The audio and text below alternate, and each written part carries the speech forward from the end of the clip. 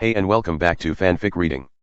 Today we are reading The Warmth That Changed It All by Raalm and ToxicExotic. I hope you enjoy. Chapter 12, The First Step.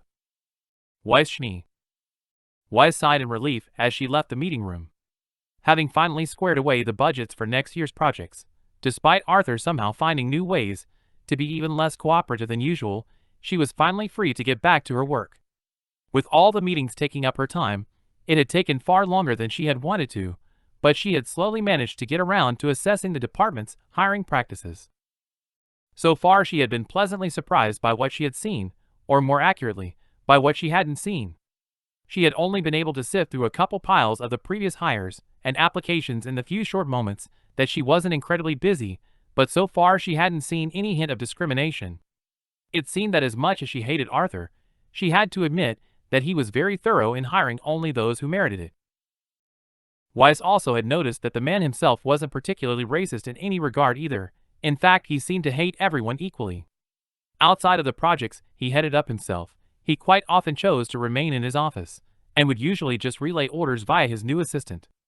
If she was honest, his reclusive nature was one of very few things she actually liked about Weiss. Not wanting to think about the man any more than necessary, Weiss shook her head as she walked down the hallway to her office. Not long after she had finished setting up her office, she had ordered someone from maintenance to replace the bulbs with something less harsh on the eyes, so as to no longer have to deal with migraines. "Good afternoon, ma'am," she heard Seal say as she walked into her warm office. "How was the meeting?" Seal had almost become more of a staple in her life than Yang. In a different way, of course, no matter what jokes Yang made. The small Atlesian woman had been invaluable to Weiss from day one with her keen knowledge on everything happening in the department, along with her ability to somehow get a task done quicker than anyone else she had met before. She was also incredibly smart, and Weiss was sure that if Seal had not been by her side, she would have not made as much progress in the department as she had. "Good, thank you, Seal," Weiss said as she dropped into the chair behind her desk. "We finally have the budgeting sorted." "Dr. Watts finally conceded then?" "It took some convincing, but yes." Weiss groaned and gratefully accepted the coffee that was handed to her. She took a sip of the delicious brown liquid and took a moment to savor the taste. Her addiction to coffee was something she knew would come back to haunt her one day, but that day was too far in the future for her to truly be concerned. "Would you like me to start organizing more files for you to go through?" "Yes, please." Weiss gave the girl a short nod. "And could you also tell Dr. Polanina that I would like to see him?" "Of course, ma'am." As the girl left the room, Weiss slumped down in her chair and thought back over the last 3 weeks. While she had managed to quickly get acclimated to balancing college and work, she hadn't accomplished much of what she wanted. Fortunately, she had begun to review the hiring process, but she was still using Seal for things far below her worth. Weiss had been subtly testing her since day one by letting her handle meetings and allowing her to act as an overseer to smaller projects, but so far the young woman had excelled in each and every field. She was considering promoting her to the interdepartmental liaison team after reading in her file that she had originally applied there, but she needed to make sure it was something she still wanted first. The main thing she wanted to do was spend time with Yang, but with her current workload, that hadn't been possible for more than an hour at a time. While the occasional visit was nice, Weiss had to admit to herself that she really did miss the boisterous blonde, and those few moments were quickly beginning to leave her unfulfilled as every time she left, she wished for just a few more minutes. With nothing to do until either Seal returned and Dr. Polanina arrived, Weiss allowed herself to think back on her time spent with Yang the day before. The way the blonde made her feel was unlike anything she had ever felt. She had been attracted to girls before, liked them even, but this was something else. The mere thought of the girl would make her heart race, but the feeling of actually being in her arms, their lips pressed together as Yang towered over her, made her face burn and her breathing quicken. Simply remembering how she felt during those moments pumped a terrifying energy through her. Though it wasn't terrifying because she hated it, but because she craved it more every time. Groaning to herself, Weiss leant forward onto her desk and placed her head into her hands. She wasn't stupid, nor was she so naive as to not know what the feelings were. But it was too soon, too complicated, for those types of feelings to have developed. "It's not even been 2 months," she told herself. However, before she could once again convince herself that she was simply misreading her feelings, that it was simply because she had never been in a relationship like this, A knock on the door pulled her from her thoughts. "Come in," Weiss called as she sat up straight, thankful for the distraction. The door opened and a man's head topped with white hair stuck itself through the opening, his usual white lab coat only peeking slightly into view. "Good afternoon, Miss Schnee," the man said jovially. "Young Miss Soleil said you wished to see me? Nothing bad, I hope." Weiss smiled inwardly at the man's cheerful nature. "What bad thing could you have possibly done, Dr. Polendina?" Weiss countered in a serious tone that they both knew was false. "Nothing that I recall, but one can never truly know the full impact of their actions," the doctor said thoughtfully. "The evident distress on your face could very well be of my own doing." "Well, I assure you it is not." Weiss shook her head and pointed to the empty chair opposite her. "Please come in and take a seat." "I am both gladdened and dismayed," the man hummed as he entered the room and took the seat. He clearly noticed her confusion as he let out a small chuckle. "If it is not I that has caused you such distress, then it is another," he explained in a sympathetic voice. "Is my experience in these matters, as a father, why you called me here?" Weiss gave the man a small smile as she understood what he was trying to say. She had only ever seen pictures of the man's daughter, but from everything she had seen of the man, she believed the girl to be incredibly lucky. "The offer is appreciated, but no," Weiss answered, truly grateful that the man was willing to listen if she ever asked. "I brought you here to discuss the funding for our nerd chip." "Ah yes, Arthur's new most hated project," the man said with a cheeky smile. Weiss knew that just like her, Dr. Polendina couldn't stand Arthur, but unlike her, who was open about it, he preferred to stay silent and focus on his own work. "You will be glad to know that I have convinced Arthur to allow a generous amount to be given to the project," Weiss smiled. "So funding should not be an issue for your research." "That is great news," Dr. Polendina said, his tone betraying a little of his disbelief. "I am impressed. Not many are able to make Arthur give way on such things." "I can see why," Weiss laughed at the compliment. "But this should mean that if the research shows promise, as you say it will, you won't have to worry about funding at all. With enough progress, I am sure we will get additional funding from both the Elysian Military and the Remnant Medical Research Foundation for both further research and development. My recognition and prosthesis should help greatly with securing the support of the RMRF," Dr. Polendina added. "So, with things shaping up perfectly to make this project a success, all the pressure is on me and my team." "And me," Weiss said. "I feel comfortable in telling you that I want this project to be an indication of the direction I wish to take with the STC when control is handed over to me." "I am unable to think of a more noble direction," he replied with a smile. "I will do my best to not disappoint you." "You have my fullest confidence, Doctor," Weiss smiled back at him. Dr. Polendina gave her an acknowledging nod. "Thank you." "No problem." Weiss sat back in her chair. "But that is all on that. I just wished to inform you myself." "Very well," Dr. Polendina replied happily. "Then I should return to work, unless there is something you would like to discuss?" "I'm fine," Weiss reassured him. "Have a good day, Dr. Polendina." "You too, Miss Schnee," he said as he stood up and made his way out the door. Weiss watched as the man left and gave a little sigh. She would have loved to have confided in someone like Dr. Polendina, but she was worried about the amount of people who knew already. Beside Yang's family, both Blake and Piran knew, and Weiss was fairly certain that Seal had figured it out, though the woman had not said a word about it. Adding another person to that list only increased the odds of it getting out. Needing to take her mind off of Yang for a while, Weiss pulled her college essay from a drawer in her desk and decided to work on it until Seal's return. "I think that will be all for today," Weiss sighed in frustration as she stretched her arms. "If I have to look at another page of someone describing their interests as just vast and varied, I will lose my mind." She heard Seal let out a soft chuckle as she placed her papers aside and stood up to stretch her legs. For the last 3 hours, they had been sifting through past applications for people who had managed to make it to the interview process, and so far she had only found one confusing case. A faunus whose applications looked perfect but was rejected for supposedly not being a good match for the workplace. However, Seal had said the woman was extremely polite when she met her. "They are a little dry," the woman said as she stretched her back. As she did, Weiss looked away out of respect. The sight didn't captivate her the way Yang could, but even Yang had made passing comments on Seal's looks, comments that Weiss couldn't deny.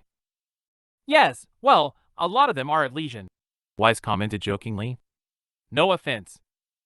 None taken, Seal replied. Did you find any more problems? No, just the one, Weiss answered with another tired sigh. How much more is there on file? There are still quite a few more to go, but we only keep the past 2 years on record, Seal explained as she straightened out the discarded pile of past applications. They automatically delete after that. She groaned at the idea of having to eventually read more pages of formulaic resumes. They all began to blend together over time. At one point during the pile they had just finished, she had been reading one and had to go back to an earlier one just to make sure Seal had not accidentally printed the same page twice. Well, it's better than nothing, Weiss replied and sat back down. Thank you for helping me with all of this. It is no problem, Seal smiled. I actually enjoy working on this with you. Really? Absolutely, ma'am, the woman replied with a nod. I rarely felt useful with Dr. Watts. Well, you are more than useful, Weiss complimented her and decided now would be a good time to broach the subject of the potential promotion. I have actually been wondering why it is that Arthur kept you as an assistant for so long. I'm not sure, Seal said matter-of-factly. Maybe I never earned anything higher. I do not believe that for a second, Weiss argued firmly. I've given you plenty of tasks over the last month, and how you have handled them is more than enough to convince me you deserve a better position. Those are kind words, ma'am, Seal smiled. Maybe, but they are true, Weiss said and sat back in her chair. Can I ask? What were you hoping to get out of working here? Seal sat up straight in her chair, clearly aware of what Weiss was doing. At first, she remained quiet for a minute as she thought about her answer, but eventually she took a deep breath and began. Experience, Seal said simply. I have always had a passion for organization and keeping a tight schedule. I think working as Dr. Watts' assistant for over a year has shown me much of what a department in a company such as the STC requires in terms in both. Well, I can't say much in terms of your progress since starting here, but you certainly seem to understand both of those, Weiss smiled. So I would say your time was well spent. Weiss paused and looked at the woman who gazed back without any hint of nerves. But what about the future? What were your intentions after you learned those things? I wanted to work my way up to a managerial position, Seal said. Where? Weiss interrupted her with a raised eyebrow that was just for show. Here in R&D? Yes, Seal nodded. This department's success is integral to the STC, and therefore the people managing are among the most skilled. It is why I applied for a place here after my final year. As an assistant? Weiss asked, though she already knew the answer. No, that is just the position that was offered to me, Seal admitted. I originally applied to be a part of the liaison team. And why do you think you didn't get the position? I was recently out of college and lacked experience, the woman replied without hesitation. Weiss gave a short nod and hummed at the girl's answer. Well, those are definitely not an issue now, she said, making sure to keep eye contact with the girl. Is that position one you are still interested in? It is. Good. Weiss smiled and lit her elbow on her desk. Because I believe you would be great in that position. Seal didn't reply, but Weiss could see a small smile pull at the woman's mouth. However, Weiss added, I still need to clear it with the team, but I would like you to be transferred once I leave. That's... Seal quickly caught herself, her usual polite and measured tone slipping as excitement caused her to blurt out her words. I mean, thank you for the opportunity, ma'am. There is no need to thank me. Weiss gave the girl a pointed look. You have earned this yourself, and it is long overdue. Seal smiled at Weiss' words, her ocean blue eyes twinkling with glee. I will also be making sure that you report directly to me, Weiss added. My father will undoubtedly place me into another department in the new year, but I have a vested interest in a few projects here that I would like to keep an eye on. I understand, the woman replied carefully. Good, Weiss said with a small nod and stood up. Then I will do my best to make it happen, but for now I think we should get some rest. As you said, there is still quite a lot of this to go through. Weiss waved her hand at the file Seal had reorganized. A rest would be nice. Seal agreed and picked up the pile as she got to her feet. Would you like me to contact Mrs. Jotties before I leave? That can wait until tomorrow, Weiss replied. It is getting late, and I overwork you enough as it is. I honestly don't mind. Seal chuckled lightly. I like the work. I'm aware, but I am sure you have someone to get home to. A wide smile now spread across Seal's face, the same smile Weiss had occasionally caught on her own in the mirror. There is someone, she replied, clearly unable to wipe the smile away. Then go. Weiss grinned at this new side of the woman that she hadn't seen before. Go give them the news and enjoy yourself. Thank you, ma'am, Seal said and bowed her head slightly. With the smile still on her face, Seal turned and left the room, leaving Weiss to wonder who could make the usually serious girl act in such a way. She was glad though that Seal had someone, and made sure to remember to interrogate the navy-haired woman a little. She also made a mental note to drop the hint to Yang in hopes that the jokes would come to an end. Weiss sat back in her chair and sighed. She had been doing her best to not think of Yang all night, but the image of the girl would somehow always manage to sneak its way back into her head. Admittedly, the boring files had done little to help, along with the fact that the occasional thought of her girlfriend did help raise her spirits a little. She had made sure to clear her head quickly and focus back on her work so as to not alert Seal to her distraction. Knowing that the thoughts were not going to go away this time due to having nothing to distract her, Weiss pulled out her scroll and brought up Yang's details. She knew that Yang would probably be done with training for the day, and would either at home or at Blake's, so she quickly hit the call button and waited for the girl to answer. Fortunately, she only had to listen to the dial tone twice before Yang picked up. Isn't this a Weiss surprise? Said the blonde's voice. I immediately regret my decision to call you. Weiss scoffed at her. Please, I can hear the smile on your face. I doubt it, Weiss said in her best attempt at an impassive voice. You must have taken a hard hit during practice. A laugh came from her scroll, causing a wave of pleasure to flow through her body. Maybe, the girl replied, the fading laugh making her voice a little breathy. So what's up? Nothing, Weiss replied and leant back into her chair as she enjoyed the soothing sound of Yang's voice. I just sent Seal home for the night. Oh, really? Yang replied, her seductive tone causing Weiss' body to heat up a little. So you're all alone in your office and decided to call me? Maybe, Weiss hummed as she felt her face burn. What are you doing? Doodling in bed, said Yang's voice, punctuated by the sound of a pen clicking. But I can take a break. I can call back later, Weiss said quickly. Don't you dare. Yang's voice was gentle, but she could hear the command in the statement, and her stomach exploded into butterflies at knowing just how much Yang wanted her to stay. Don't call you later, Weiss teased. You know what I mean, Yang replied and clicked her tongue. So did you want to talk about something? Not really, Weiss answered and fiddled with her jacket sleeve. While Weiss stopped herself from finishing the sentence, it was her turn to hear the smile on the other's face as Yang's mirthful voice replied. Just what? Rolling her eyes at how much the blonde brute enjoyed her embarrassment, Weiss took a breath and prepared for the teasing. I just wanted to hear your voice. She heard Yang hum and was confident in believing that Yang's smile now stretched from ear to ear. Is it living up to expectations? It will do, Weiss smiled as she purposely held back just how much even the call was doing to clear her mind.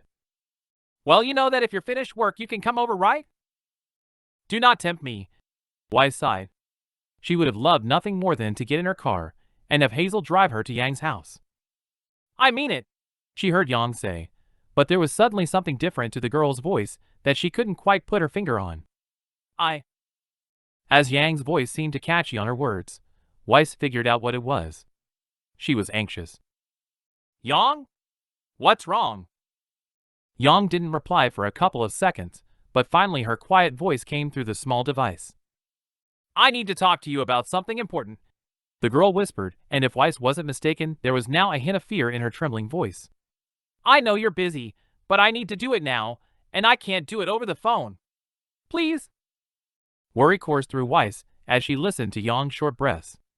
She had never heard Yang talk in such a way before, and the pit in her stomach told her that there was no way she would turn her down, especially when she so clearly needed her. I will be there soon, Weiss said as she stood up and made her way out the door without hesitation. Thank you, she heard Yang breathe from the other end. Chapter 13, A Past Regret, Part 1. Yang Xiaolong. Yang dropped her scroll onto her bed as the end call tone sounded in her ear. She had heard many sounds in her 18 years of existence, but at that moment, she couldn't remember any of them filling her with as much dread as that one had. The sound indicated she was likely about to endure a pain she was all too familiar with, and once again provided proof that the gods were still not finished ripping things away from her. But why? She thought as she placed her arms around her knees and leant back, trying to get herself as close to the wall as she could. Why can't I just have something?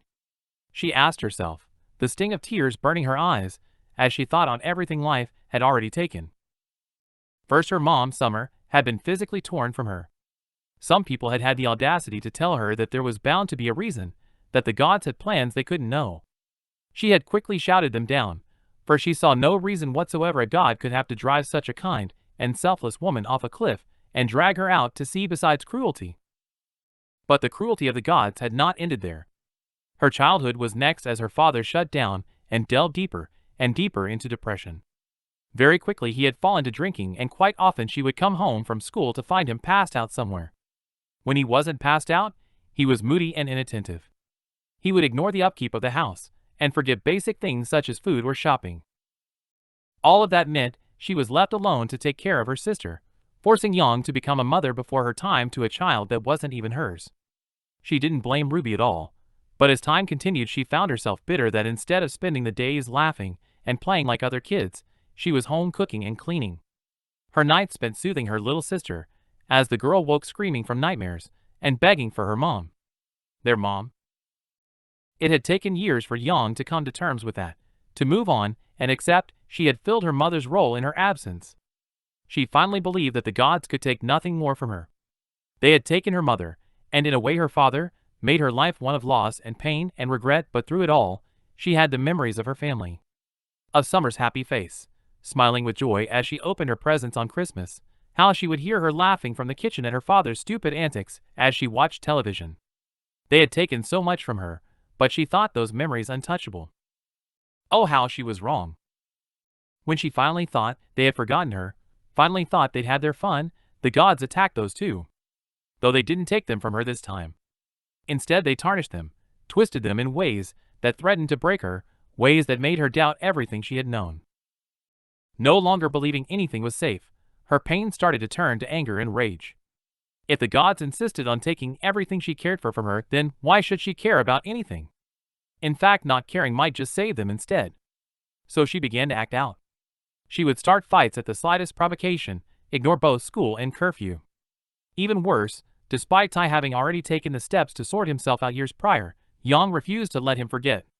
She would throw it in his face every chance she got just to spite him, all in an attempt to make herself unlovable. But there was one person who had stuck by her through it all, one person who had refused to see her alone and eventually drew her back from that destructive path, Blake. She had been a victim of the gods, but so had Blake.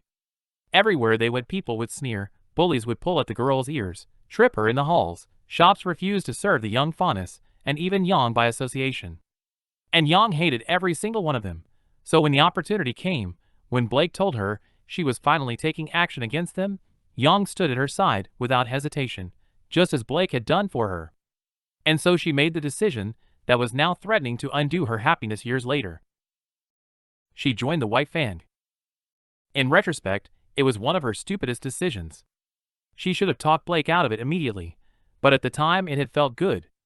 She finally had somewhere to direct her anger, not that they had participated in anything the White Fang had become synonymous for. There may have been the occasional fight with blatantly racist punks, but the most damage that had come from those was to their precious egos. Most of what they did was tagging. People that refused them service would quite often find themselves staring at some vitriolic graffiti when they next went to open their stores. But still, even then she knew of the rumors. Stories of stores that were set ablaze in the night, people who were beaten so thoroughly that they were hospitalized. Even then, those stories gave her pause for concern about what they were doing, but the final straw had come 2 years later, when the news had reported an attack on the Schnee Company headquarters. She had been at work in Blake's store when it had happened, but even that was close enough for the panic to reach them. Rumors of explosions reached them within the hour, followed quickly by eyewitness accounts of people in white jackets, barring the White Fawn logo, rushing in with all sorts of weapons. She remembered the sickness that rushed over her at that point. She may not have been involved, but she was affiliated.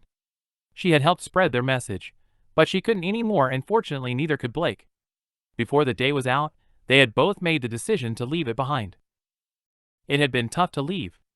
Members who agreed with the drastic actions had accused them of being traitors, and for a while they had been outcast in both races. The fact of them being white fang had been common knowledge due to the occasional run-in with the police, and how quickly things spread around school. As such, people were terrified of them for a while. As for the faunus, they had managed to piss off someone very dangerous. Adam Torres. Blake's first relationship, and someone that had, at first, been a good man at heart, but who slowly became more and more deranged as time went on. Once they had left, he seemed to snap. Wherever she and Blake went, Adam would be hiding in the shadows, always waiting for them to be alone, so that he could confront them. At first, he was upset, pleading for Blake to return, to give him another chance, but the more they refused, the more they told him to leave them alone, the more aggressive he became. Pleading turned to grabbing, which turned to violence. It finally all came to an end when he seemed to decide that if he couldn't have Blake, then no one could. Yang still had the scar just above her right breast from the switchblade he had tried to shove into Blake, but fortunately she had managed to push the girl out of the way, and took the blow as Blake had slammed a brick into the man's face. As Adam had laid on the ground, blood spilling from a nasty gash in his head, the police and paramedics had arrived. Fortunately for Blake, he survived and no charges were filed against her, but Adam was in jail very quickly with a new crackdown on white fan-related violence. All of that fear and panic had stemmed from a single moment. The moment she had decided to encourage Blake, instead of pull her away from the darkness like the girl had done for her. And worst of all was that she couldn't blame it on the gods. There was no fate or larger plot that had made her do that. The blame was entirely her own. And now she was about to tell Weiss, a victim of the Schnee Tower attack, and Yang knew what would happen when she revealed it. The girl would run. Just imagining the look of fear that would etch itself on the girl's face sent a painful ache through her, and in anger she shoved her leg away from her body, her foot catching her small drawing desk and sending it soaring across the room, its flimsy wood cracking audibly as it hit the wall. Not feeling any better, and with nothing else nearby to kick or throw, Yang pulled her now throbbing leg back up to her chest and just sat there, quietly waiting for Weiss to arrive, so that she too could leave her alone. Just as I'm supposed to be. The sound of knuckles striking would fill Yang's ears once again, but she ignored it. Ruby had been knocking occasionally for a while, but each time the girl had given up after Yang hadn't replied. This time, however, the sound again echoed through her room again. She tried to ignore it, but less than 10 seconds later it came again. "Go away, Ruby," Yang called, her voice a little raw from trying her best to not let the tears flow. But the voice that replied wasn't her sister's. "It's me," Weiss' voice said through the door. A cold shiver ran up her back at the voice. She had expected Weiss to take longer to arrive, but it only made sense that she would rush, because why would the gods allow her 5 more minutes to try and think of a way to tell Weiss the truth that didn't make her run? "Yang," Weiss' voice came through the door again, the worry in it evident. "You called me over to talk, so please let me in." Though fear ran through her, Yang slowly pushed herself to the edge of her bed and stood up. She knew there was no longer a way she could make it easier, so with a sigh, she walked over to the door. With trembling fingers, she pulled the small lock she had installed aside and opened the door. Yang's eyes immediately met Weiss' pale blue ones, and she felt what little resolve she had left threatened to give way. "Yang?" She didn't reply due to fear of throwing up, so instead, she simply moved out of the way to indicate for Weiss to come inside. Without wasting a second, she stepped over the threshold and immediately stopped. Yang couldn't see the girl's face from her position, but the girl's head was turned towards the mangled remains of the drawing desk. "What happened?" she asked, her tone taking on a harder inflection. Knowing she now had to speak, Yang closed her door and made her way further into the room while still keeping her face turned away from Weiss. "I got angry," Yang croaked, deciding that if she was about to lose her then she may as well be completely honest. Upon hearing what was said, Weiss turned to look at her with a raised eyebrow. There was concern written on her face, but Yang couldn't bear to look at it, and turned away. "Why?" Yang felt her eyes begin to burn again as tears welled up in them. She still couldn't look at Weiss, and the pain of it was tearing her apart. "This is the last time I will ever see her, so why can't I look at her?" Yang thought to herself. Because I need to tell you something, she sniffled. Yang, you are worrying me, Weiss said, and Yang heard her take a step closer. Please turn around. Yang took a step away and shook her head, a warm liquid dripping onto her cheeks as her tears finally spilled over.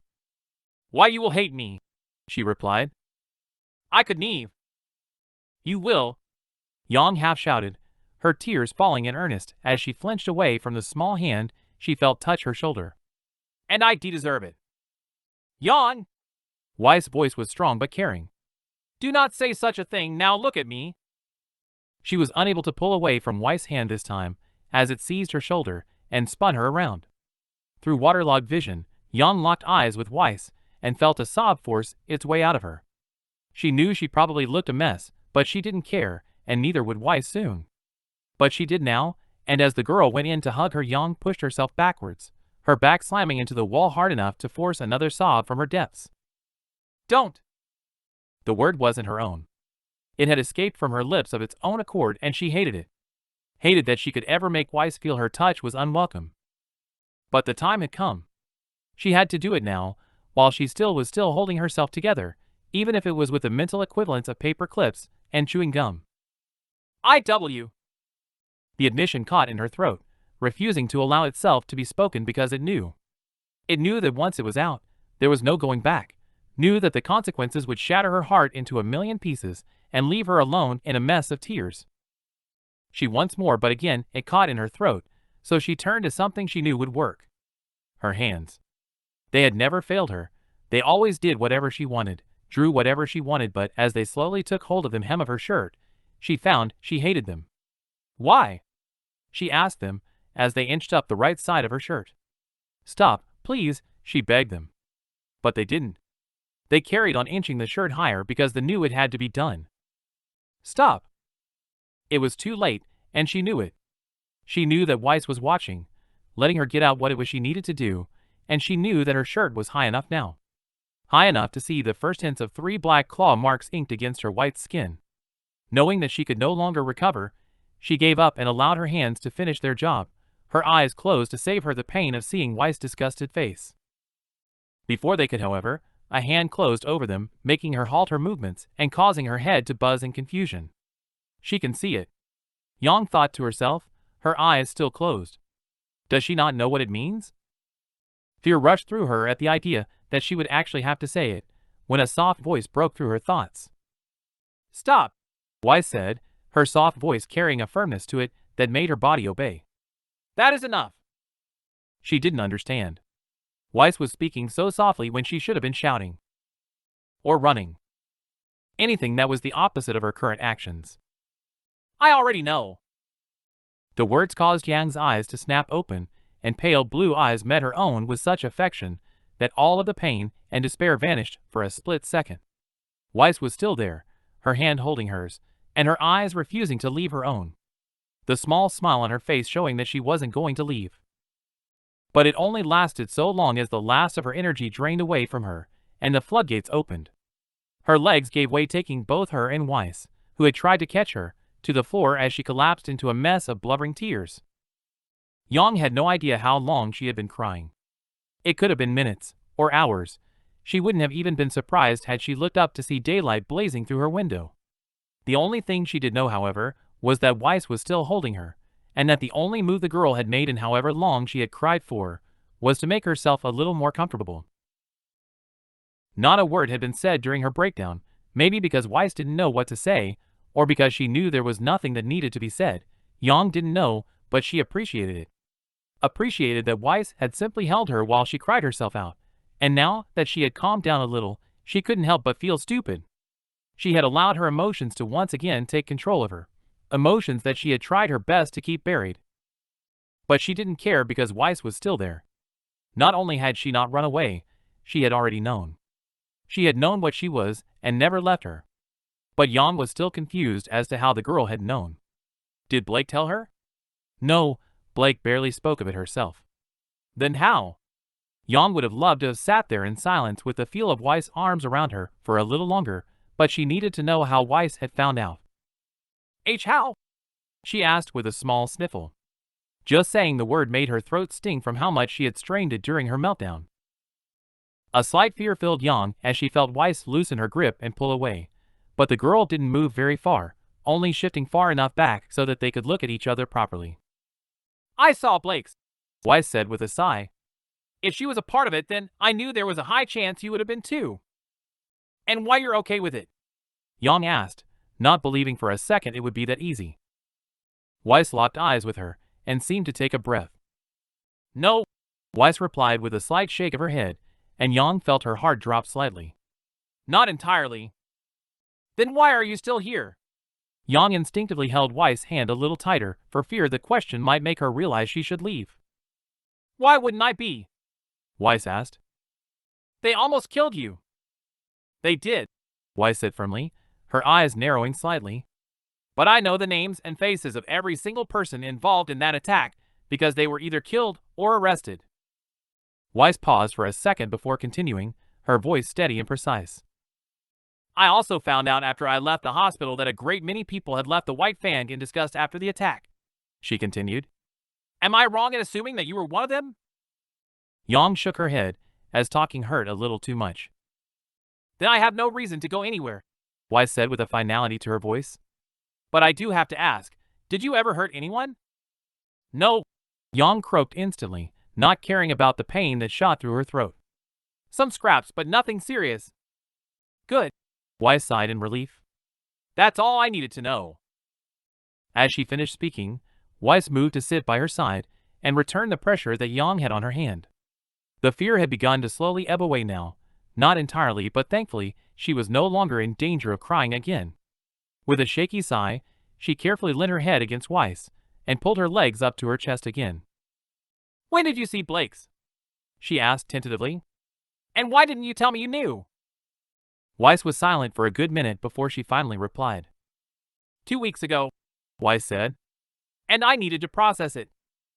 Yang thought back to the aforementioned time and remembered that it had been Seal who had picked up the coffee. There had also been a small dip in Weiss' texts, but she had just thought she was busy. "You were mad?" "No," Weiss said, her gentle tone returning as she shook her head. "I was shocked for a bit, but mainly I was worried because of what this means." Yang was confused once again, and Weiss clearly saw it on her face as she continued. "Yang, I'm risking so much just being with you," she sighed softly. "And that's fine, it is my choice, and I have made it, but this will only make it so much worse." "I'm not sure I follow." "The company," Weiss said simply.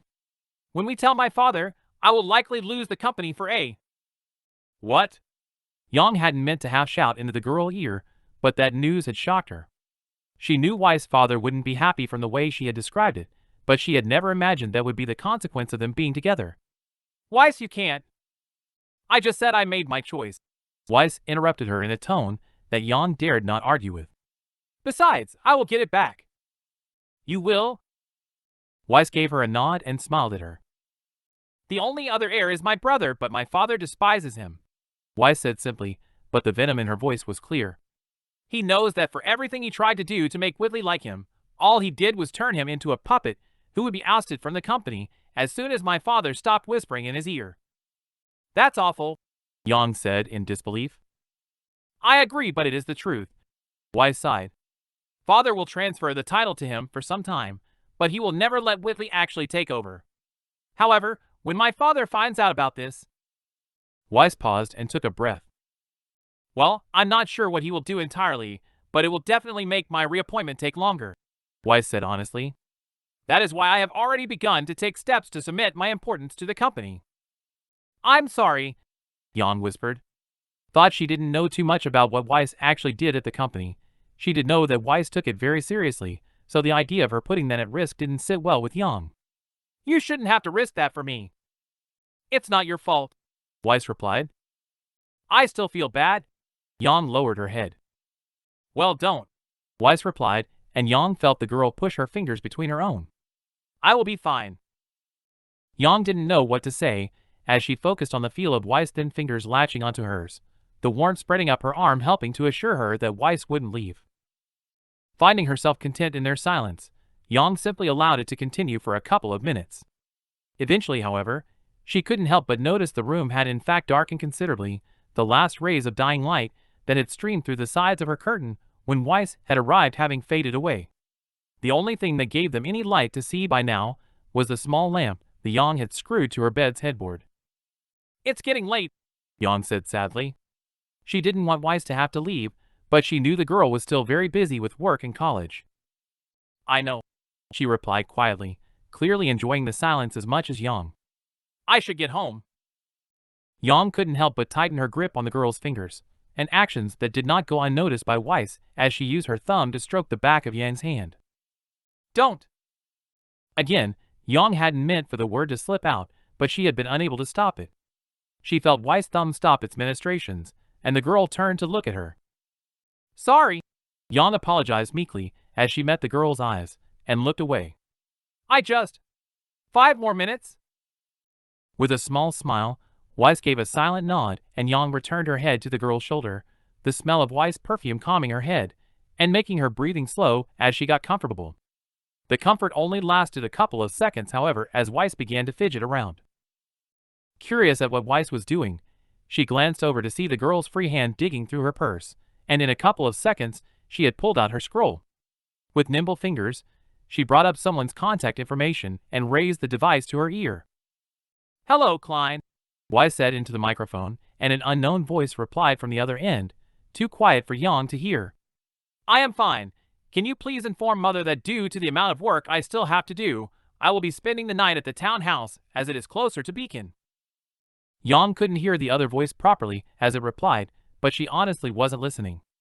If she was choosing to stay somewhere closer to school, did that mean she's planning on staying for a little longer? Yang thought to herself. "Thank you, Klein," Weiss hummed.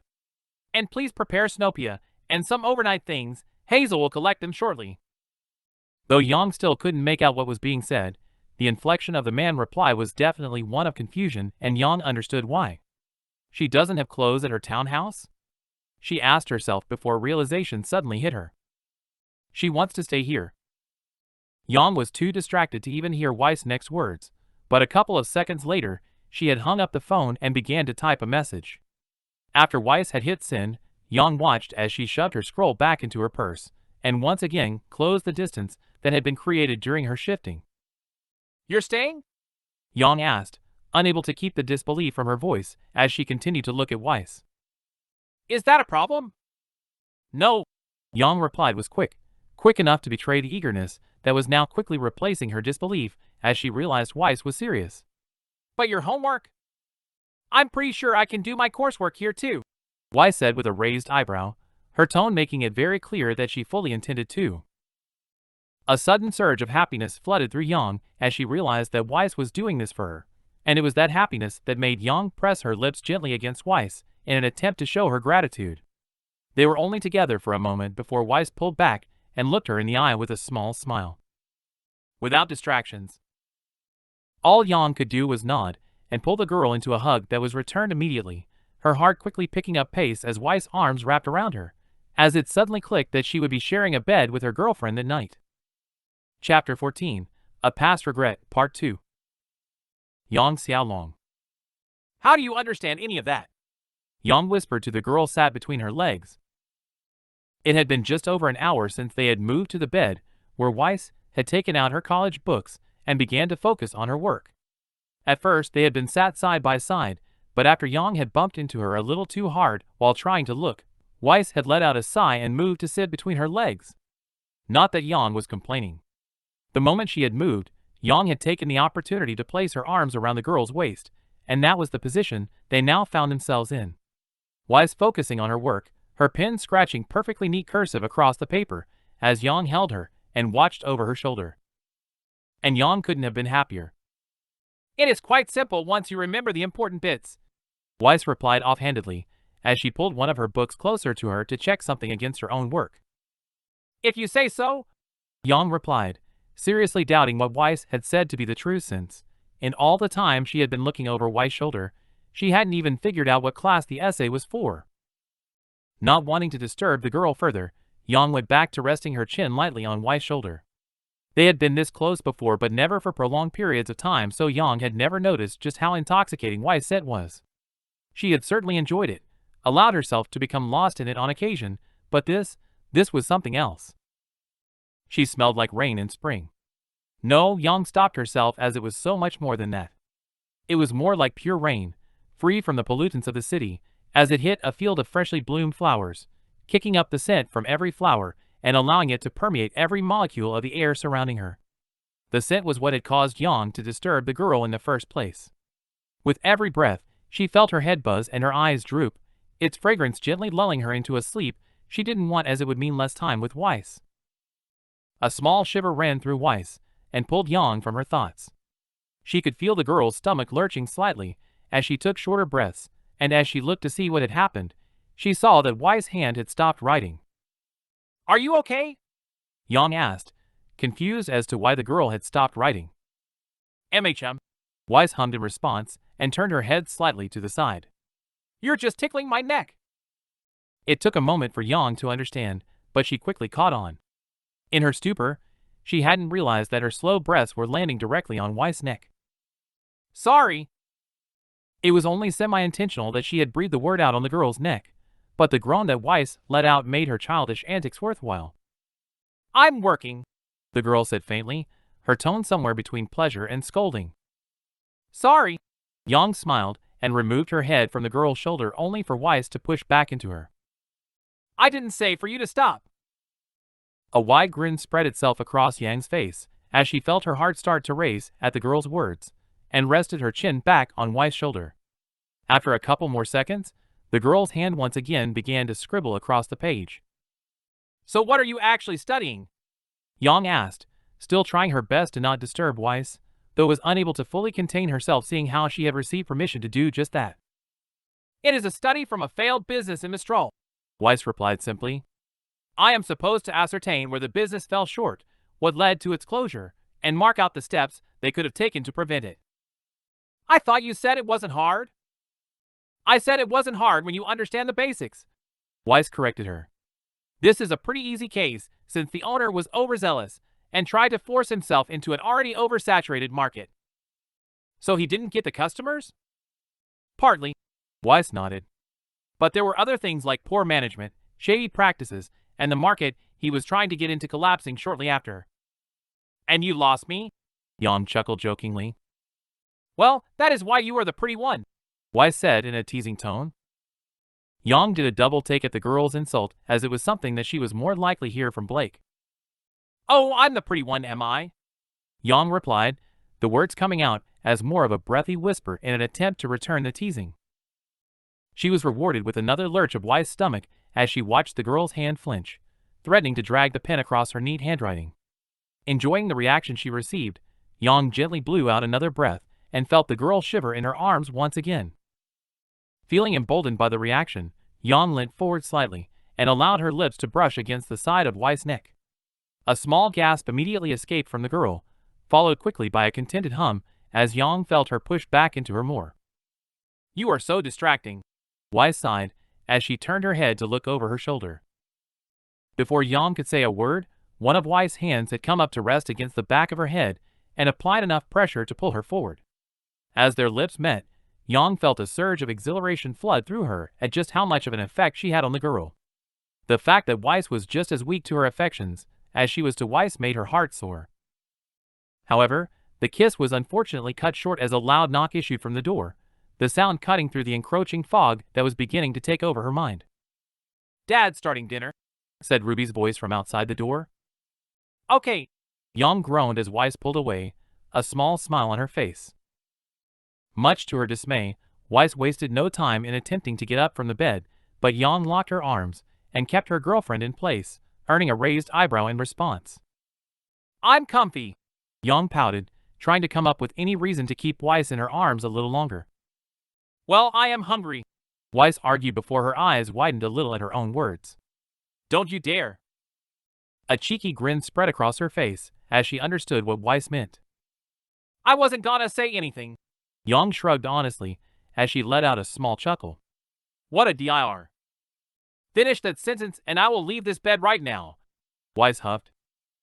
She weighed her options for a couple of seconds, but quickly decided she didn't want to leave their position just yet and settled for pulling the girl closer to her. "Good choice," she heard Weiss mumble quietly as she melted into the hug.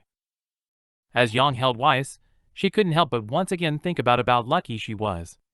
Only a couple of hours earlier, she had been so terrified that she would never get to feel her again, but now, with Weiss nestled against her, she couldn't have been happier. It was only when the mouth-watering smell of cooking meat began to seep into her room that Weiss shifted, her stomach giving an audible grumble. "What?" "Shut up!" Weiss interrupted her before she could even finish the word. "I haven't eaten today, and I never have dinner this late." "Then I guess we should go down then." Yang chuckled and finally unlinked her arms from around the girl. She couldn't help but feel a little sad as Weiss moved off of the bed, and colder air rushed in to fill the space, solidifying that the comfortable position she had been enjoying so much had come to an end. Letting out a loud, pretend sigh to show her displeasure at the distance, Yang shuffled herself off the bed and followed Weiss out the door. As the pair made their way down the stairs and into the hallway, the smell of seasoned meat increased, and Yang finally felt a hunger she hadn't noticed grow in her stomach. The smell of onions joined the mouth-watering aroma once they entered the kitchen, and Yang's stomach groaned happily as she saw her father working over some burger patties. "Nice of you two to join us," Tai said teasingly as he flipped a burger over to reveal a perfectly brown side. Her father's ability to cook burgers was something she had always been jealous of. While she was capable of cooking pretty much anything she wanted, but she had never been able to match his skill at making a simple patty into the most delicious thing in the world. "Why would we hang out with an old fart like you?" Yang joked as she walked up to the cupboard next to her father and pulled out some plates. "What? Old? I'm only—" "Never mind." Tai pretended to stumble over his words and turned to Weiss. "I'm sure a smart girl such as yourself would much prefer to hang out with an educated gentleman than a bull-headed brute, right?"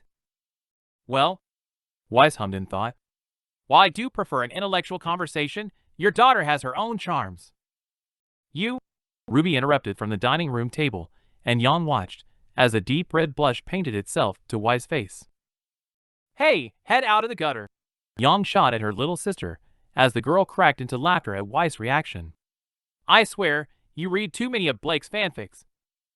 "Blake writes fan fiction?" Weiss asked, an eyebrow raising in surprise. "Yup," Ruby replied with a smile. "And it's really, really good. And stuff you shouldn't be reading." Yang interrupted, knowing exactly what kind of stuff Blake frequently wrote. "Right, Dad? What's up with Blake's stories?" Tai replied in confusion. "Nothing." Yang sighed at her dad's hopelessness. "All right then," he said with a suspicious scowl. "Ruby, come take the plates from Yang and set the table." "Wah, no fair," Ruby replied, but stood up and took the plates anyway. With a pout, she began to place them around the table and seemed to be talking to Weiss, who had also taken a seat there. "You feeling okay now?" The question was a low whisper that Yang barely picked up, but she turned to see her father looking at her with a concerned expression on his face. After a minute, she smiled and gave the man a nod. "You sure? I know this time of year." "I'm fine, Dad." Yang cut him off softly. She appreciated his concern, but she just wanted to forget her freakout as much as possible. "Thank you for letting Weiss stay." "No problem," he replied and went back to tending to the burgers. "You know the rules, though." "I know." Yang scoffed at the rules she had broken more times than she cared to admit. "How long till the burger's done?" "Another couple of minutes," he replied as he sorted out the food. "Go hang with your girlfriend. I'll bring him over." With a quick nod to her dad, she pulled a large plate from a nearby cupboard and went to join the two girls, who seemed to be enjoying their conversation. "Many tools I didn't even know existed," Ruby was saying with a faraway look on her face. "What's got her so happy?" Yang asked as she sat down next to Weiss. "Ruby was telling me about her recent visit to Beacon's engineering department," Weiss explained with a smile. "You never told me Ruby was moved ahead a year?" "I didn't?" Yang asked, surprised she had never mentioned the small detail. "Slipped my mind, I guess." "She probably just didn't want to admit that I got all the brains," Ruby replied and stuck out her tongue. "Well, if you had got some of my muscle, maybe you wouldn't need my help carrying all the junk you bring home upstairs," Yang replied smugly. "It's not junk," Ruby argued back with an insulted expression. "It just needs a little care." I'm confused, Weiss interjected. Ruby collects abandoned technology, Yang explained to Weiss. Her room is a tetanus trap. It is not, Ruby cried indignantly. And I do not collect. I fix, thank you. Really? So you didn't build via light-up dog cave out of discarded computer parts and our blankets? It's a doggy fort fit for a king, and he loves it, Ruby replied unapologetically. Enough you two. Yang suddenly heard her dad call from the stove. After a quick scowl at her little sister, Yang looked at Weiss to see her smiling at them both in amusement. Anyway, Yang said pointedly to Ruby only to receive another stuck-out tongue in return. She starts college next year. Yup, Ruby said proudly before her face fell slightly. But that means I leave Oscar behind. Aw, gotta miss your boyfriend, Yang teased. He is not my boyfriend, Ruby said pointedly as she scowled at her. Yang couldn't help but laugh. She knew that the younger boy was incredibly fond of her sister by how he acted, but Yang had never been able to figure out how Ruby felt about him. It was the reason she tended to poke at Ruby, but so far she was slowly starting to believe that the girl just wasn't interested in him that way. Poor boy, she thought to herself. Yang, stop teasing Ruby about her boyfriend, Tai called over, a huge smirk on his face, as the little red-haired girl growled in frustration and crossed her arms like a child. You guys suck, she pouted. Then I guess you don't want any burgers then? Tai said as he picked up the large plate full of them and placed it on the table. I never said that, Ruby replied and reached out to pull a burger towards herself. That's what I thought. Her dad chuckled and placed some condiments on the table as he took a seat next to his youngest daughter. Help yourself, Weiss. Thank you, Weiss said as she reached out and took the smallest burger on the plate, clearly being careful not to touch any of the others. However, after a couple of seconds, Weiss had still not taken a bite. Is everything okay? Yang asked as she pulled two towards herself. I can make you something else if you don't like them. No, this is fine. It is just... Weiss paused for a minute, her face showing a little embarrassment. Can I get a knife and fork? Silence quickly fell all around the table as everyone clearly took a moment to process what Weiss had just said. Sure, Yang said in bemusement at the idea of someone eating a burger with cutlery. Let me chew. Yang cut her words short as she saw the mischievous grin begin to spread itself across Weiss' face, as she could no longer uphold the act. Really? Yang tooted at the girl as both she and Ruby burst into giggles. Rich girl got rich jokes, has she? You should have seen your face. Ruby laughed as she almost fell off her stool. You look like you've been smacked. That's the face of someone confronted with a terrible joke, Yang argued back and turned to Weiss. I suppose that was her idea. It might have been, Weiss replied as she started to calm down. Though I think you look adorable when you are confused. I'm suddenly regretting letting the two of you meet. Yang groaned and turned back to her food to take a bite. You gotta admit, Firecracker, Tai spoke up, his voice tinged with amusement. They got you pretty good. They got you too. Oh, 100%, he nodded unashamedly. Fine, Yang conceded reluctantly. It was all right, I guess. With a victorious smile, Ruby held up her hand for a high five, and after a second Weiss complied and reached out to hit it with her own. Definitely regretting it, Yang groaned and returned to her burgers. Dinner was a little quieter than usual.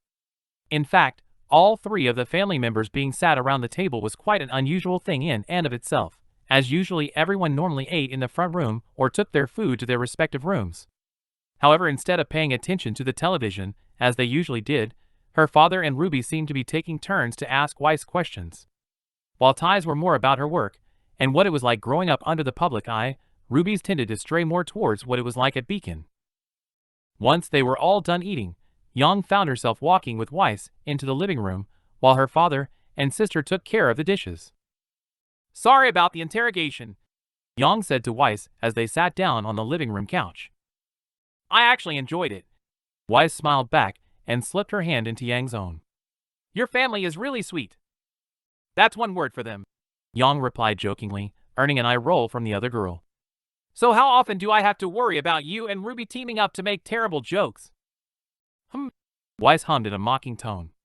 I am thinking weakly. Help me, Yang grinned and put her feet up on the small table in front of him. So are you only one allowed to make terrible jokes? Weiss chuckled as she scooted herself closer and leaned against Yang. Hey, my jokes are good, Yang argued with a false pout. Your jokes make me think I am being punished. Yang stared at the girl in disbelief. A rich girl joke was one thing, but had Weiss really just told a pun? A little basic, but I can't be mad at a pun. Yang laughed as the grin on Weiss' face continued to widen. Almost makes up for the earlier incident. Dear Lord, Yang heard Weiss say, and felt the girl shake in silent giggles. I don't know if I can stand this conversation much longer. Yang couldn't help but feel her heart swell as the words left Weiss' mouth.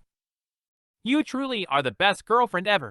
Yang chuckled and relaxed more into the chair, Weiss immediately scooting closer to further melt into her side. Thank you for staying tonight. I can't do this regularly, Weiss replied in a low voice, and Yang felt the girl slip an arm around her stomach. But this was where I needed to be today. You're not worried about your parents? My father is away on business in Bakuo, Weiss replied. And the only thing my mother notices is her wine glass being empty. Oh. A somber feeling permeated the air around them, as Yang realized just how little Weiss had mentioned her mother in the time that they had been dating. She had assumed there just wasn't much to talk about, but that comment made her think that wasn't the case. That's so. Not tonight, Weiss interrupted her. She didn't sound unhappy, but there was an unmistakable reluctance to her voice. Tonight, I just want to forget my family and be with my girlfriend. That I can do. Yang smiled and rested her hand on Weiss, happy that, for once, they were not hiding but simply sitting in her home like a normal couple. And here we see the elusive lovebirds. Yang heard from the doorway to the kitchen and saw both her father and Ruby watching them. Legend has it that when interrupted, the yellow one gets very mad. His final words came out rushed as Yang threw a small couch cushion at them both only for them to duck back into the kitchen, accompanied by the sound of Ruby bursting into a fit of audible giggles. Should have listened to the weather report before bird watching, Yang called. It warned of flying cushions. How peculiar, Tai laughed as he re-entered the room, catching a second cushion shaped like a corgi. Hey! Ruby whined and snatched it from his hands. Don't throw Zai. Speaking of Zai, where is he? Yang asked. Usually Ruby's little corgi would walk away deep downstairs at night. I came on a run while upstairs, so probably sleeping in his fort. Ruby shrugged and jumped into her seat on the other end of the couch. The fort is real, Weiss asked as she put a small amount of distance between them, clearly aware that being so openly affectionate around others. I thought you two were joking. Nope. Unfortunately not, Yang sighed. He does like it though. Wait, I have been here a couple of times, Weiss said in confusion. I knew you had a dog, but why have I never seen him? Honestly, he rarely leaves Ruby's room, Yang explained as she watched the aforementioned girl turn on the television and pick up her Nintendo Switch Joy-Cons. She found him abandoned as a puppy and hid him in her room for almost a week before we found out. Now he just stays there mostly. How did she hide a dog for a week? Weiss asked in clear disbelief. If you ever see her room, you'll understand. Tai smiled from his recliner and mimed an explosion that made Weiss chuckle. My room is fine, Ruby countered and offered Yang one of the controllers. Gladly taking it, she rolled her eyes as Ruby booted up her Pokemon save and then began to run around in the exact same spot she had been the entirety of yesterday. It's a disaster zone. Yang winked at Weiss, who smiled in return, before turning back to Ruby. So we still hunting Blake? Yup. Wait, what? Weiss interrupted, looking at the game with a suspicious look. Shiny Meowth. Yang chuckled but stopped as she saw genuine confusion on Weiss' face. Wait, have you never played Pokemon? I have heard of it, Weiss said with a raised eyebrow. But I never had time to play games. Oh, Yang replied, remembering exactly how bad the girl had been at Smash Brothers during Ruby's party. Well, it's just a cat. Ruby likes to catch Pokemon that remind her of people she knows. I wish Alolan Meowth was in the game since it's purple, and Blake really likes purple, but a normal will do, Ruby sighed. Alolan? Weiss asked, confusion once again on her face. Different forms from different regions in other games, Yang explained. She even has an Alolan Nighttail she named Weiss. And she was bred to perfection, Ruby said proudly. Excuse me. Sorry, Rubes, but there is only one Weiss that's been bred to perfection, and she's right here, Yang said, and pulled the confused, white-haired girl into a sidelong hug. I have no idea what you two are talking about, but I will choose to take that as a compliment. Weiss squinted at her, but the slight blush that crept up her pale face showed that her compliment had landed. Gross, Ruby groaned and covered her eyes. Get a room. It was Yang's turn to stick out her tongue at the girl as she watched Ruby's character run towards a white cat on the screen that had just emerged from the grass. Upon seeing that the thing was just a normal Meowth, Ruby let out a groan and absent-mindedly swung her arm to throw a poke ball at the small creature, Yang matching her action to double the chance of capture. Almost 3 hours had passed since they had begun to hunt for Ruby's prize, but unfortunately it had once again proved to be almost as elusive as Blake on her moody days. However, with it just having passed midnight, Yang finally had to call it a night. All right, Rubes, I think we're done. Yang groaned as she stretched her back. Weiss is almost passing out. I'm fine. Weiss grumbled while her head rested against the back of the chair, her eyes drooping closed as she stared blankly at her coursework. And you will be even better in the morning, Yang argued as she stood up and held out her hand to Weiss. Time for you to get to bed too, Rubes. But I can.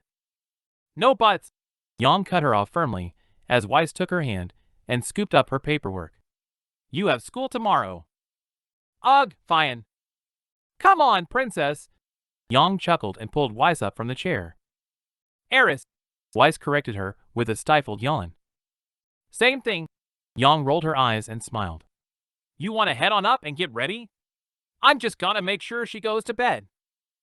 With a small nod, Weiss made her way towards the hallway and disappeared from sight. Wanting to join her, Yang quickly went about clearing up the little mess they had made of the living room. Ruby reluctantly turned off her switch and left the same way as Weiss. Fortunately, they hadn't made too much of a mess, so it didn't take too long, but just as she was placing the cushion she had thrown earlier back onto the couch, she heard a noise behind her. Finally going to bed, firecracker? She heard her father say, his voice gravelly from tiredness. Yeah, have to be up pretty early to train. Yang nodded and straightened up the table. Night D. 1 minute, he interrupted her, his tone taking on an air of caution. Squinting at her father, Yang waited for the man to talk, and after almost a full minute had passed, he let out a sigh. We need to have a talk soon, he said, running his hand through his own blonde hair. It was a nervous habit of his that Yang knew all too well, as she had picked it up herself. What about? Not today, Tai sighed. We'll talk after your fight. While Yang was curious about what her father wanted to discuss, she knew him well enough to know he wasn't going to explain that night, and she was honestly far too tired to try and make him. Instead, she simply gave the man a nod and received a small smile in return. Good, he said, and gave her a kiss on the forehead. Sleep tight, Fireball. Night, Dad. Yang rolled her eyes at her father's stupid joke towards her name and walked up the stairs to brush her teeth before bed. Knowing Weiss was most likely waiting for her, Yang hurriedly brushed her teeth when she suddenly remembered that her night clothes were still in her room, where Weiss was. With nothing that could be done about it, Yang finished up and made her way to her room. The sight that awaited her as she enters, however, was one she doubted she would ever forget. Weiss was sat on the bed wearing a pale blue nightgown that ended just above mid-thigh, and while it certainly looked stunning on her, the thing that truly amazed her was the girl's hair. She had never seen it out of its off-center ponytail before, but now it was loose. And everywhere. Flowing white hair of shining ivory spread itself out against the dark yellow bedding like a spider's web, its delicate-looking strands crisscrossing in intricate patterns that Yang found her eyes tracing with seemingly no end in sight. In its ponytail, the hair usually reached down to Weiss' knees, but at that moment it seemed so much longer. This may not be a regular thing, but I could definitely get used to it. Yang grinned as she pulled a t-shirt and a pair of shorts from her drawer and held them up to her girlfriend to indicate she should turn around. With a small blush, and Weiss seemingly realized what Yang meant, the girl turned her head to the side, though Yang noticed that her eyes darted towards her quickly. No peeking, Yang chuckled. Like I would, the girl replied shortly, but the red tint to her pale skin was telling of the thoughts in her head. Very quickly, Yang changed into her nightwear and made her way towards the bed to join Weiss, where she was met with a very new feeling. While Weiss wasn't the first person to be in her bed, she was definitely the first she hadn't been trying to sleep with. Weiss had made it very clear that wasn't going to happen, and Yang respected that, but now she had no idea what to do. Usually when someone was in her bed, things would normally happen, and then they would sleep. Or at the very least things would have already happened, and the awkwardness would be gone. With a quick look at Weiss, she noticed that she seemed to be wrestling with the same thoughts as her face was still a slight shade of red. Deciding she had to do something before things got even more awkward, Yang laid back and slipped beneath the covers, holding the other side open for Weiss. "It's warmer under here," Yang joked as she reached up and turned off the light, but even she could hear the nerves in her voice. Weiss seemed to think for a moment longer before she finally rolled her eyes and laid back so Yang could throw the quilt over her. Silence filled the air for a minute as they both took a moment to acknowledge the situation, but wanting it to end as quickly as possible, Yang turned to her side and slowly stretched out her arm to lay a hand on Weiss' hip, heat radiating up her arm as she felt just how thin the girl's nightgown was. However, Yang watched as, with no coaxing, Weiss immediately turned onto her side to face her, and the girl let out a frustrated sigh as she scooted towards her.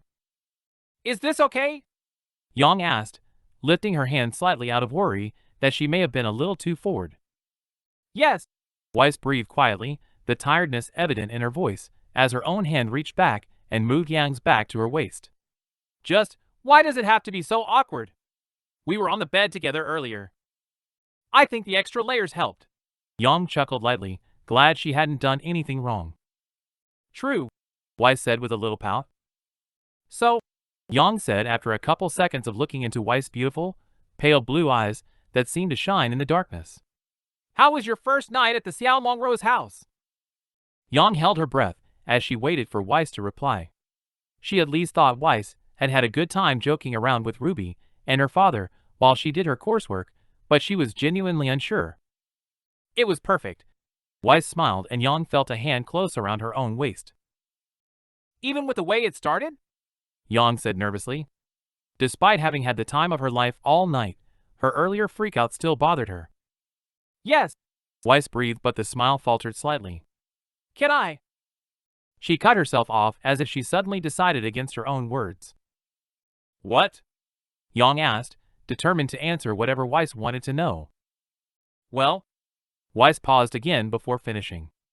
"I was just curious why you freak so hard?" Yang finished as the girl seemed unable to. Weiss gave her a short nod. Yang paused. She had known it was what Weiss wanted to ask, but it didn't make answering any easier. "This Wednesday is when it happened," Yang explained slowly, feeling a knot began to wind up in her chest. "When my mom—" "Well?"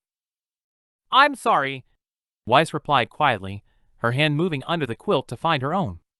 "I shouldn't have." "It's fine." Yang shook her head, the familiar burn of tears stinging her eyes. "I just tend to struggle around these weeks, and I guess finally having something to lose again scared me." "Well, I can promise you are not going to lose me." Weiss smiled gently and finally closed the distance to press their bodies together, her head coming to a rest beneath Yang's chin. Yang couldn't stop the few tears that leaked down her face, but happy at Weiss' promise, she wrapped her arms around her girlfriend and whispered a quiet thank you that Yang doubted she heard. Neither of them moved from that position, and fully believing that Weiss was not going anywhere, Yang allowed the girl's floral scent to finally lull her to sleep. But not before one final thought invaded her mind. "I love her." And that's all for today. Thanks for coming by and hanging out. I hope to see you next time.